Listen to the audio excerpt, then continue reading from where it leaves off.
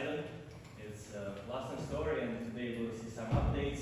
Well, are they shocking updates? Like interesting, probably not shocking updates, just regular updates. And well, how it's all started? Actually, back into 2016, there was an idea to create hash function which is kind of friendly in new scenarios. So at that time it was envisioned that new hash functions for FHE or for MPC, later for zero-knowledge proofs for various kinds of circuits, and it was pretty quickly realized that for a good hash function, and for hash function friendly to zero-knowledge proofs, you need a very kind of clean and compact algebraic structure. And this idea was in big contrast to this idea of existing hash functions like standard ones like SHA-2 and SHA-3, because when they were designed, the intention was to get rid of any possible structure, well, as much as possible, in particular from any algebraic structure, because there were like some broken models in the past. But this area quickly evolved, and Poseidon and Rescue were designed shortly afterwards. There were several follow-ups. I didn't actually feature the very recent designs. There was Skyscraper. There's two versions. There are binary Poseidon, pq3-04, and so on. We didn't mark 32. All these designs. So this is an old picture. So how it started with Poseidon? Well, to entertain you a little bit. So in summer 2018, someone recommended to me like a paper on Starks, and that I had no idea about. I didn't have any clue how this works. But in the appendix to the Stark paper, there was a special hash function designed by Eli, or he took it from somewhere, and it was like AES based. It used some wider state. But the thing is, that particular hash function based on AES, it was insecure, and we knew that it was insecure because it was explored like 10 years ago. But back at the time, well, this kind of insecurity was not made public because no one believed that anyone would use AES as a hash function, so it was difficult for a PhD student to publish research in that, and that remained kind of hidden. But Eli suggested several cryptanalysts and designers to design a new hash, and we started work on that and announced it preliminary on DEFCON 4, but it took us several more months to come with a full proposal, and we published a full paper like more than 6 years ago already, and it was presented at Museums Conference next year. In 2020, well, this design of Poseidon was, well, Starkware asked several teams to design a new hash. There was also designing Rescue hash function. And in 2020, Starkware ran some kind of a hash competition to figure out which hash function is the best. And they did not select Poseidon because they thought that Rescue is better. Well, the story is maybe they didn't select Poseidon at that time, but since they selected it later, we knew that they kind of changed their mind. Yeah, after that, Poseidon started being used more and more. Well, we announced the first hash bounty program in 2021. 2 years later, we kind of optimized Poseidon a little bit to be useful over small fields and to use more efficient linear layers. And people asked more and more, well, if Poseidon is used everywhere, why should we avoid using it? And indeed, since it has become a de facto standard as a zero-knowledge friendly hash function, and it's actually, well, I forgot to put this on the slide, but quite recently Google has released metrics over the last 5 years of kind of all cited papers, and one can look into the most cited cryptographic papers that were published in the last 5 years, and I'm proud to say that Poseidon is the second one. Anyone can... So one could guess who's the first? Perfectly guess. No? No. Marvin. Yes, Marvin. So we are kind of short. So Marvin is like 600 citations in Poseidon, 550 something. Okay, so Poseidon has a very simple structure. Well, it's simple to me because I've seen it thousands of times. I don't know, maybe if you've seen it in the first time, it's not so obvious, but basically the idea is this principle, well known in symmetric crypto, that you should confuse your state applying some nonlinear transformation, like an S-box. In our case, it's exponential, it's a power mapping denoted by S, and alternate this power mappings with some diffusion layers. And diffusion layers are supposed to kind of diffuse data, the entropy, to different parts of the state. And you see this kind of this alternation, like S boxes and M is matrix multiplication linear layer for diffusion. This goes several rounds. So in Poseidon, there is this structure, basically, that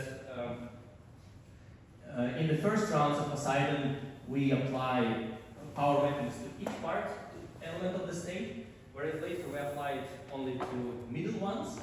The reason is that in order to protect from classical cryptographic attacks, so-called differential cryptanalysis, we need these full layers. Because only for full layers, this argument about protection against differential attack works.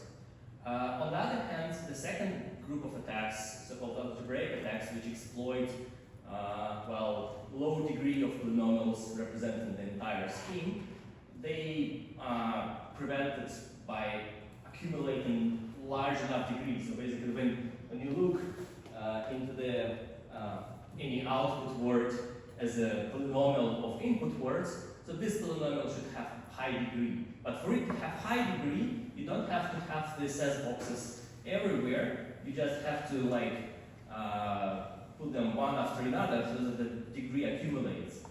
And this mixture it allows both protection against different kind of attacks, and at the same time it's still, well, fast enough because there's some balance between the number of S boxes and the number of rounds, and after all it's still kind of ZK friendly enough.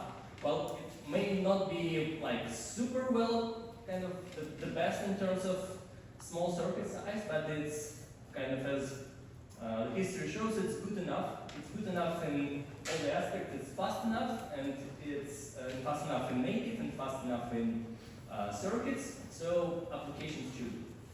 And it can be used with for short hashing, I mean for hashes with short output, or for long. Well, for long, I mean some kind of pseudo-random generation. And Poseidon is basically used into two different modes. I probably have to expose it because you might have seen it in the code. In the code, there are so-called compression mode and the sponge mode. So basically, the compression mode is terribly simple mode of operation. Basically, it says that if you have any bijection transformation P, which is denoted, which is depicted at the right, and if you have any transformation which is bijective, can, for example, block cipher call, if you add the feedback, if you just XOR or add in the field the input to the output, like element-wise, then this thing becomes one-way.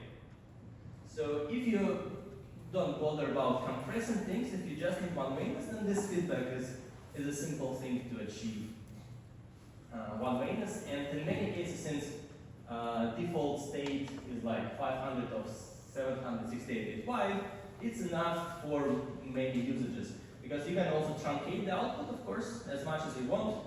Well, to prevent collisions, you don't have to truncate smaller to smaller than 256 bits. So it means like half or 1/3 of a state. But for tremendously many applications, just a simple compression mode is good enough. So even though Poseidon was designed to be used in a sponge mode, to be a sponge hash function, in fact, now in many applications, we don't have to run this sponge. Run it only when we have to absorb, have to hash long strings, but in many applications, they don't really have to. So for example, in lean signatures, we hash long inputs only in one case, when we hash the chain ends into a leaf of a Merkle tree. That's the only case we need the sponge, and even in that case, we could implemented just the compression mode by just arranging the hash calls as a tree. So further on, well, we have said that it's good to have Poseidon inside Ethereum, various Ethereum layers and in applications around Ethereum, but we haven't said is Poseidon secure, and well, for example, in terms of provable security, how we understand it, there is no provable security for hash functions, like almost nothing. There exists some proofs of security proofs for so-called modes of operation, like which state that sponge mode is a secure mode of operation, but it assumes that inside the sponge must be some randomly generated permutation, which is, in our case, it's not really true. And the only way in symmetric crypto to get kind of security, to declare block cipher hash function secure is through third-party scrutiny. Basically, all the cryptanalysts in the world must try to break it, and they must fail.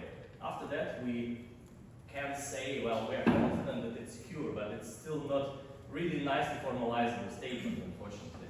And that's why when we write new hash function papers, it's very difficult to have good definitions there, because, well, we cannot meaningfully say what we mean by its security. Well, in some cases, when the hash function is keyed, you can do this, but when it's just kind of for collision resistance, even just formalizing collision resistance is non-trivial. And, well, there are several ways to increase our confidence.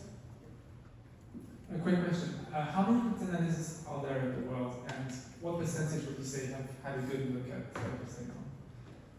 Well, to count cryptanalysts, well, we can look at this, for example, authors of FSC conference, FSC workshop, which is the primary venue for symmetric cryptographers. I don't know, well, 100-200 probably. How many of them looked?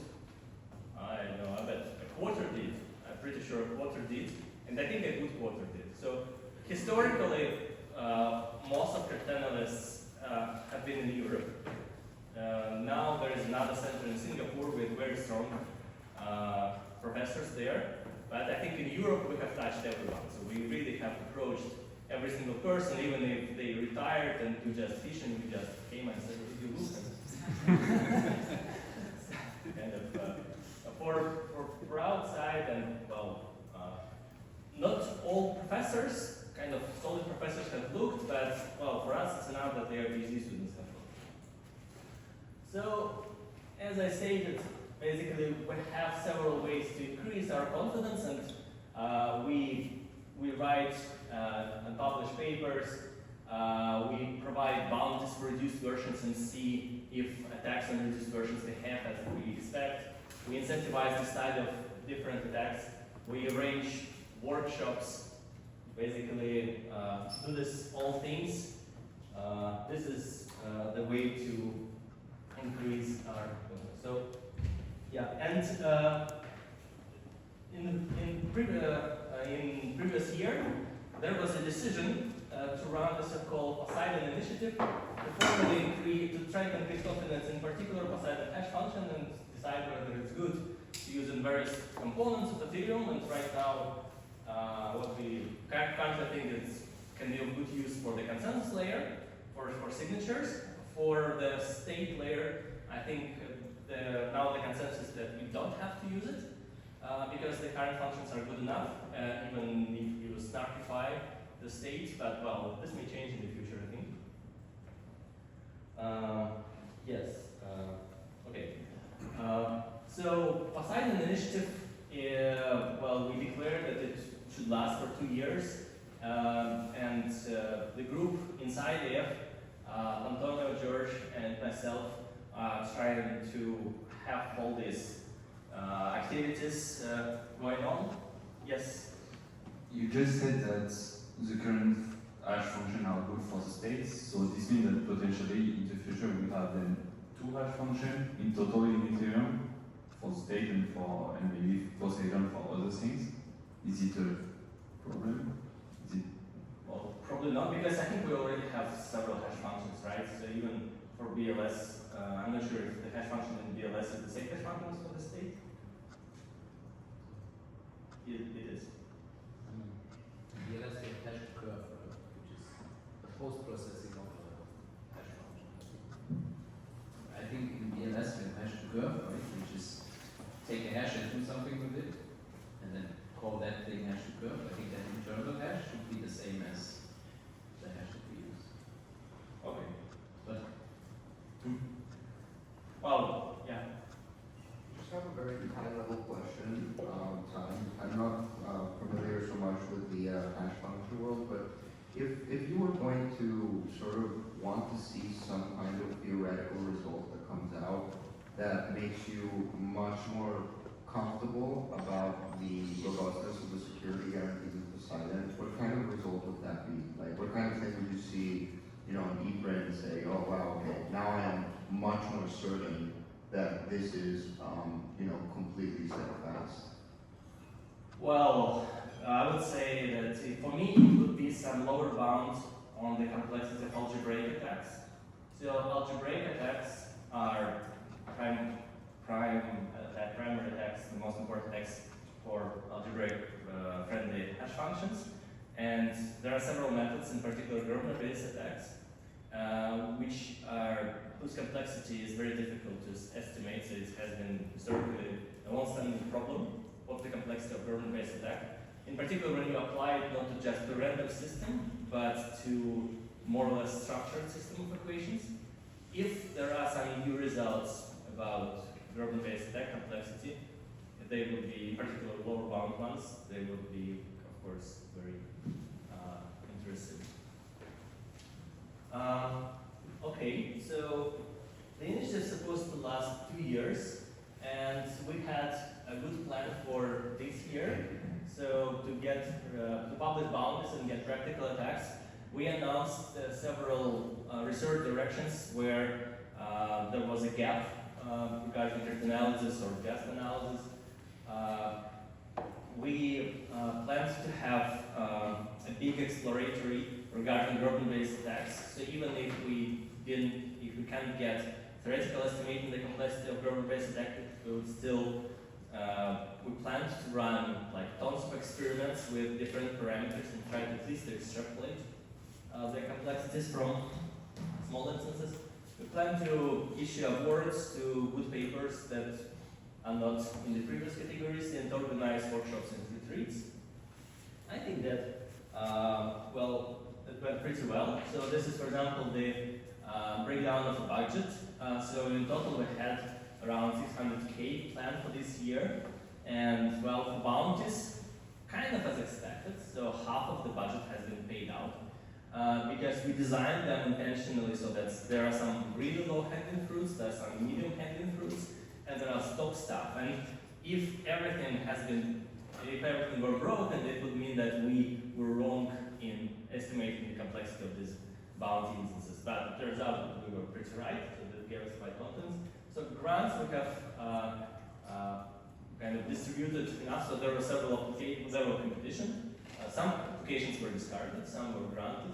We made good use of money for workshops and travel. We bought a 35K machine for Grosvenor-based experiments with 2 terabytes of RAM. So that's a good stuff that just starts working, hopefully this month. We haven't issued any awards because, well, there have not been yet many papers that don't fall into the grant categories. So for bounties, you can see some details. So we published bounties for Poseidon over different fields. And for Poseidon 31, there were like wall pair instances and M31 instances. And you see that like small ones were claimed really quickly. Like there were like several instances that were claimed like really in the very first day of publication. And in some cases there were like even competing teams that submitted first bounty solutions within an hour. And well, we granted them both the amount, we were pretty generous. But you see like the bigger versions were not broken. So these numbers that you see here, 32-bit, 40-bit security, is not something maybe what we traditionally understand for security of hash functions. It does mean that they're like 28-bit outputs. Rather not. It would be, to make a simple explanation, probably imagine that like in total we have like 40 rounds. Suppose we have 40 rounds. And the original claim that 40 rounds means 128-bit of security. Then basically 32-bit means quarter of 40, like 10 rounds or something. So we just kind of split, kind of cut a fraction. It's a fraction of Poseidon, and the size of the fraction corresponds to the ratio. It's like 40 over 128. It means how big a fraction can be practically broken.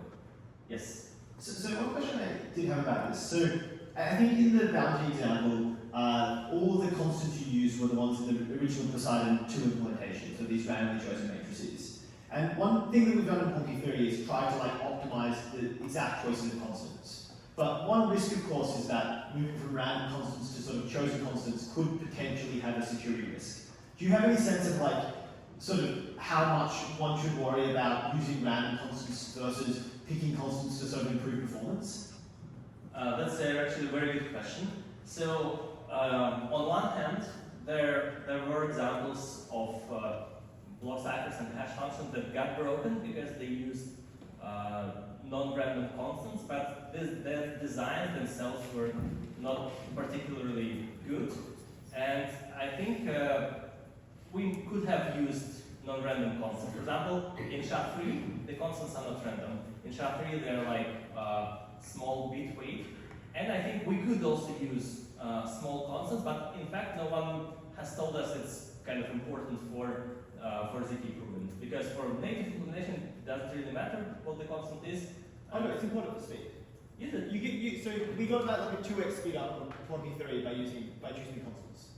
Okay, well then you should tell us which kind of constants are there. Yeah, sorry, I can talk to you later. Well, if they're all like +1, then probably not. But if they're like all different ones, and like suppose like all powers of 2, it's okay. I mean, I guess I wasn't going to talk about this, but we can stare at the pq3 code. But it turns out that for koala bear and baby bear fields, you can multiply by positive and negative inverse powers of 2 very efficiently. And so basically we chose constants such that the constants were either, I think, plus or minus 1, 2, 3, or 1 or 2 or 3, or inverse powers of 2. Oh, wait, I'm talking about matrices or addition constants? These are the constants for the matrix of the internal layer. For matrices, yeah, for matrices, yes. For matrices, we there are explicit, for matrices, there are no random constants anymore. In Poseidon 2, the constants are chosen to be like small weight, and actually there is a subroutine. There are several tests. The matrix to satisfy doesn't have to be just purely a guess matrix, but it also must be kind of non-singular in terms of its powers of this matrix must not have some subspace, invariant subspaces. Yeah, I think we talked to you, and we sort of checked the tests you were giving, but like, I think that there's still potentially, picking totally random constants does feel slightly safer still, but like, as long as the test passed, you're sort of completely confident.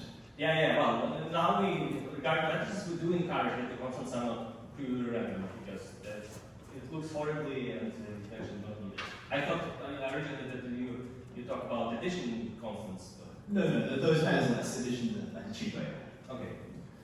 But Dmitry, do you even have the option to change the constants? Like, we have a standard, and if you change the constants, you're breaking the standards. The thing is, there is no standard yet. We have been thinking about making it a standard for years, but there is kind of, it wasn't even clear for which field should be the standard. So now that today it's koala bear, but a year ago it was not koala bear, it was not really clear. So and if we, or state size, how many state sizes do we need? Or like, yeah. But if we take one particular field, and if we know that we need like, I don't know, compression 3 to 1 and 2 to 1, and that's enough, then yes, we can standardize it. So for the bounties for next year and all of that, would it make sense to update the bounties with the constants that are used in pq3, or like the ones that maybe have some meeting after that workshop where we figure out what is the constants or like matrices that are of practical interest, and then update or add to the bounties? Yeah, sure, that's a good plan. Another thing is we can also contact bounty hunters directly and kind of give them the constants and check if something changes. I'm kind of 99% sure nothing changes at all. I do not know, for example, for the graph method, does it matter which kind of constants is there in speed? As long as the matrix is the same, nothing changes. I mean, if we run the script and the matrix is passing the script. So computationally wise, does your attack become faster? No. Nothing changes. I have also a question about the round constants, because I think that there are some that are formalized by your spec, where you, via the script that you generate in Sage, like you provide some round constant. So we added them to the Python spec, and in pq3 you had we added very recently the possibility to have this specific round constant, but there is also the possibility to have like a random generated constant. Is there like a trade-off for security or stuff in generating this round constant in random way? This round constants, which are additive constants, well, the consensus is you can take any similar random. Probably it's even okay to use non-random ones, but we haven't done any research and this grant hasn't been taken. Maybe if there is an idea, if it brings any notable speed, we should announce it better. How to generate this constants is a good question, because for example right now we finalize a binary Poseidon paper for binary fields, and there has been a question how to generate constants, and someone says, oh, we should take it from the pi number, someone says we should take it from SHA-2, someone says we should take it from SHA-3, or from any stream cycle. We have actually no clue, security-wise it doesn't matter, but if for implementations it matters, I ask you to kind of stand up and say like, we would like to have this, because I don't know, for example, what is better, to have like a standard classical hash function, which you know how to call, or to have this constant generation to be, so that you can inline it basically, so that you don't have to use any library. I have no idea, and feel free to suggest.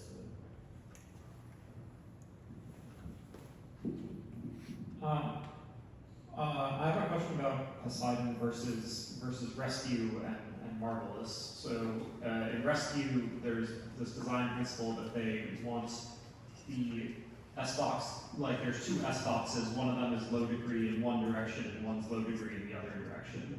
And Poseidon doesn't have this. Can you like explain what's going on? Yeah, that's actually a nice thing.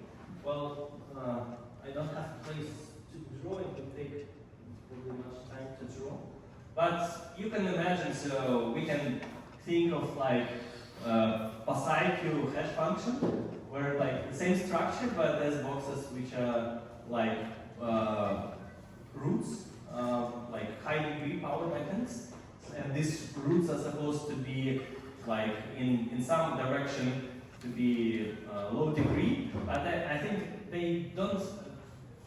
The requirement is not exactly that they are low degree in either direction. The requirement is that the constraints, the algebraic constraints you generate for these S boxes are of low degree. And technically, yes, it doesn't really matter for constraints in which direction the degree is high, but for some algebraic attacks, it apparently does matter. So for Poseidon, the degree, well, now I'm not 100% confident what I'm saying, but that's kind of my impression of how this attacks work. So basically in Poseidon, the degree grows in a straightforward way. It increases from top to bottom. And when you try to break Poseidon with Grosvenor basis attack, you do it only in one certain direction, and you cannot exploit kind of smaller parts of Poseidon for better. So they're like all the applications of Grosvenor based attack are like straightforward, and we can kind of predict how this attacks work, more or less. Whereas for rescue, if in some directions the degree is low, in some is high, but you can have constraints, then all these constraints are of low degree. In fact, into the Grosvenor based attacks, you put these constraints. You don't put this entire thing, but you put constraints into the Grosvenor based attack because it finds a solution. It finds a solution that satisfies these constraints. It's pretty much the same as breaking the thing.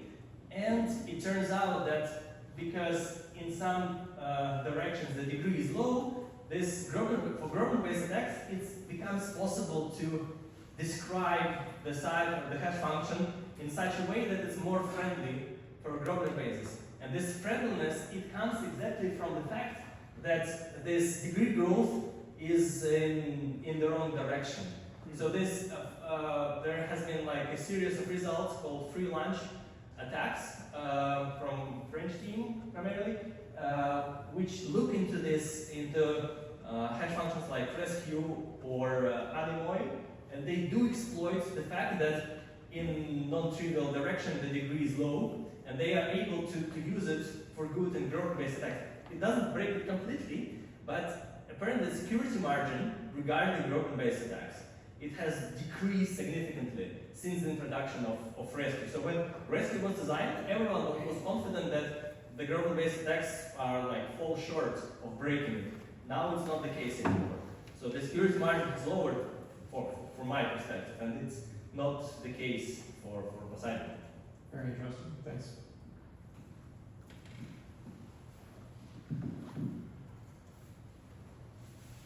Yeah. So for grants, yeah, we have announced 10 research topics, and we granted several of them. So we have grantees from Luxembourg, Leuven, Innsbruck, Austria, Norway, Armenia, and France. Some of them almost finished. So interesting, in two, I think it's not a secret really anymore that in the round 3 and 4, researchers obtained pretty much the same result without knowing about each other. And I think they even submitted the same result to Eurocrypt. I don't know what will happen there, so they decided not to know about each other. So I approached every team and said, well, there is a possibility that another team is doing the same as you. Do you want to know about it or not? And they both said no. So I kept them confidential. But interesting thing that they kind of got the same result. Well, it's not not a breaking result, but it's still kind of a nice theoretical result regarding the growth-based complexity, kind of what we expected. So there have been like new papers published about Poseidon that are not part of these grants, but in terms of breaking it, there is no real progress, I would say. Still, they are kind of very nice, and some of them I think will qualify for an award in the end of the year. We have run several workshops. In January we had just a track in a so-called Alpsy workshop. It's middle of Austria, ski friendly and so on, but I got a terrible headache there because of altitude. So then we had dedicated workshops like 1 day in Rome, 2 days in Spain, and just in 2 weeks there will be another workshop in Luxembourg. Well, we have like from 20 to 40 attendees at each workshop, and this is actually quite good. So we have some group work, we have discussions, we have deliberations, and so on. So a lot of young PhD students, which is I think quite nice. And I invite everyone to attend next workshops and what will happen in the future. So we are now in the phase of discussing what we shall do in the next year. So the budget for the next year is not yet fixed, it's in discussion right now. So from my perspective, what we really need, we probably have to have a closer view of Poseidon within protocols of our interest, and like a good example is link signatures, but there can be others. So we think that some particular protocol that uses Poseidon, for example, like using it in recursive snarks and stacks, we can have a closer look if these protocols tells us the requirements of the hash function, which are not like just be it a good random oracle. If there's something more granular than that, we would happy to work with it. And I think cryptanalysts in the world, most of them, they know there is like collision resistance and previous resistance, and not much more than that. So they try to find this kind of attacks, but they don't know of attacks specific to particular protocols, or when you use it in Kashmir, or you use it for miracle trees or elsewhere. So I think there is some gap between the usage of a hash function in high-level protocols and cryptanalysts on the ground. So we want also, I think, better understanding of algebraic attacks. I think we already have kind of part of this by the end of this year with new results coming from grantees, but we do want more. We do need more experiments to run, particularly for gravity bases. And the third thing is, I think we need some sort of evaluation report in the very end that summarizes the initiative and the results, and there should be some interpretation, of course, how we interpret all these activities, because hopefully there will be no break, but there must be someone basically to say that there has been no break and our confidence has increased. So it shouldn't be just me who stands up and says, well, I feel it most secure, because clearly I'm biased in all possible ways, but we do need to find some way to kind of attract to make the community speak of the initiative and how it ends. The particular form of how this should be done is not really decided yet, and we are very open to suggestions. Yeah, this can be detailed. I think we can declare new bounties. So yeah, there was one idea to have bounties with other constants. That's definitely not a problem. We just have to fix which constant so that we don't declare too many bounties. I think we can declare also interesting bounties for usage of Poseidon and Kashmir things. I've heard of this so-called zero test property. So basically, the challenge is to find a polynomial such that if you hash this polynomial, then the output hash is the root of the same polynomial. Well, I formulated it super simply, but in fact it's a little more complicated because the output is multivariable and you have to say what it means to be a root, but this is all solvable, and I think that could be a really nice target for cryptanalysts. If the protocol people think that it's kind of relevant, or you may think of another test. Yes. Yeah, Poseidon in post-quantum in signatures is also interesting because we have the target collision resistance property, and we have already widely declared that we seek for cryptanalysis in this scenario, but we haven't got any results. Well, of course, we shall ask for grant proposals on some topics that we think are interesting, and I think that we should ask more about resultant attacks, on program-based experiments, and on quantum security, because, well, we declare quantum resistance, but in fact, a lot of components, even in symmetric crypto, its quantum security is not fully understood. In particular, provable security, like quantum provable security, I think theoretically kind of lags behind the state-of-the-art in classics. When, like, for the sponge construction, if I understand correctly, we don't have really tight bounds, tight security bounds for differentiability. Well, we shall organize other workshops because I think people are interested, and there are kind of several potential venues where we can do this. We can collocate this with big conferences, so we can make standalone ones. We are open for proposals, and yes, well, for final report, yeah, there are several ideas how to run it. We can organize kind of fake event. We can approach cryptographers. Well, there are different things. Still, we are brainstorming how to do this better. And eventually, hopefully by the end of the next year, we shall publish this report and hopefully use it for good. Well, all items are, of course, kind of supposed to be part of the budget, and with concrete numbers being discussed these weeks, I think. But of course, we welcome any ideas. Well, I've in this area for several months looking deep into it, and kind of my eyes blurred, but maybe some outside the box ideas would be interesting here. And that's actually my final slide. Yeah, thank you. Any questions?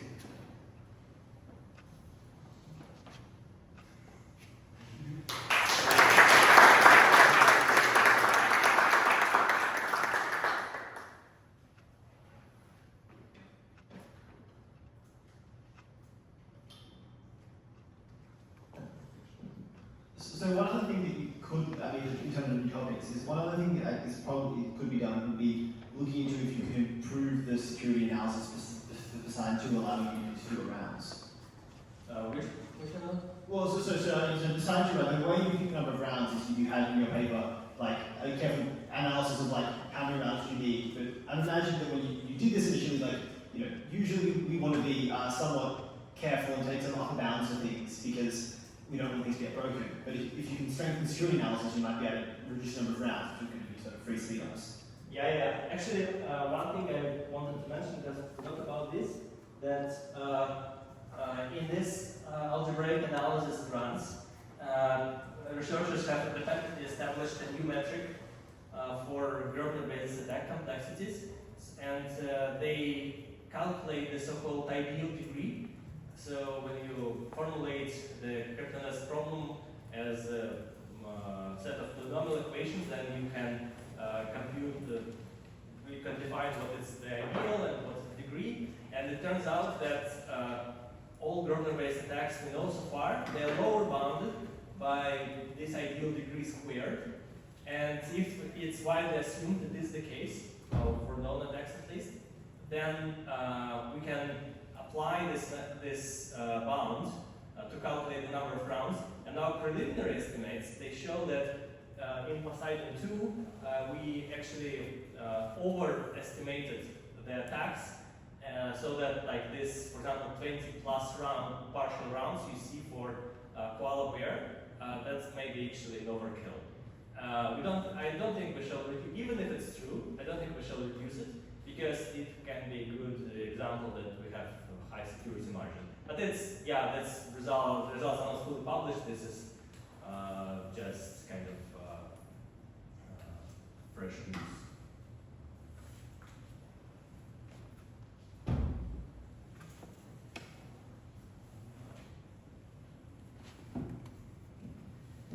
About like boundaries for hashing PHMir, except of polynomials, possibly you could think like, okay, I want them to break PHMir, and what's the simplest PHMir that I can think of is just like, I commit to along the zero vector, and then I want to prove that it has many zeros, so the verifier is going to choose random locations and test that they're all zero. So like breaking that would mean finding something that is far from zero, any long string that is far from zero, and you hash it, you open up the locations that the hash gives you, like 100 random locations, and those locations are zero. So if they manage to do something like that, I would kind of be very low that this is the basic poverty FHNM that we want. We can simulate some random tests that verify thus random spot checks. And when you say you commit to the strings, does that mean you commit like bitwise, you spend like one hash per bit, or you commit to it in entirety? Yeah, I don't know. So we don't really need a method tree for this. Yeah, because purple tree is big, but on the other hand, if you just take a field element and you commit to it, then kind of algebraically, you can't really distinguish between like what it means to be close to zero. Like in the field, it's not. So think of like hashing many field elements. So it's kind of like Hash it up to 1,000 field elements, and then use the hash to get you like 100 samples. And how like can you find a vector which is like mostly non-zero, but there's hundreds of samples all zero? Yeah, well, that does make sense. So, well, I think for big good bounty, that should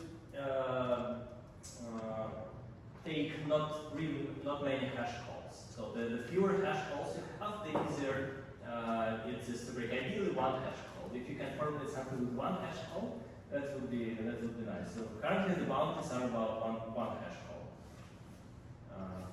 I think you could find this one hash. So one hash call is like you say 16 field elements, and you have one hash call, and then you take like the leftmost field element after the hash call, get like a bit from it, and then you check the field element in that bit, and you want that to be 0. Yeah, that's good. Maybe So, that yeah. That might be too easy. You might want to do like 2 or 3 bits. Okay, throw ideas at us, and yeah. I mean, the bounty could say if we can analyze the probability of that, it doesn't have to be negligible, right? But if the bounty says you get the bounty if you improve the probability, then this already gets it.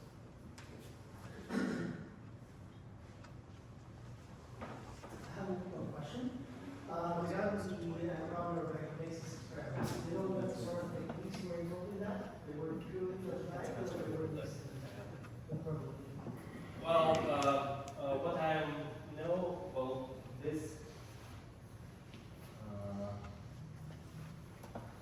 So basically, for Grosvenor basis, there are several steps. So first, you have to have some cryptanalysis target. For example, like find the pre-initial zero.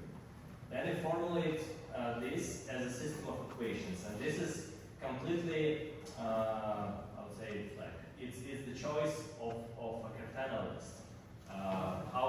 Which equations you see, is it like one equation for the entire thing or round by round or something? That's what we call the model. So you decide on the model, then you write down your equations, and then you have to have, you basically use some computer algebra software. And now there are different possibilities. So most of Grosvenor-based attacks, they use just pure Magma software. It's a well-known thing. You have paid for the license, and it's supposed to have the best Grosvenor attack implementations. And most of researchers across the world just choose Magma. Well, these guys from France, well, I can't say for sure because they haven't started working yet, but I hope they will. They claim to have their improvements over Magma. So maybe they can have something better than this at this stage. But still, they eventually, one way or another, they did build Grosvenor basis, and this Grosvenor basis is usually with respect to some ordering of monomials.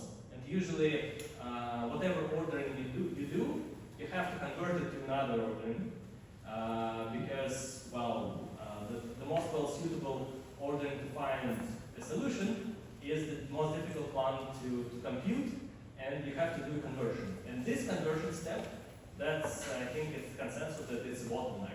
That's where this ideal degree squared comes into place.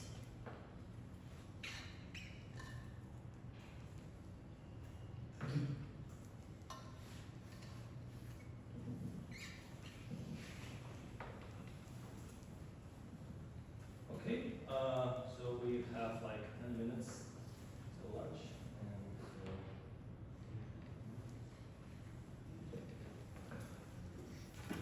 And, Thanks very much.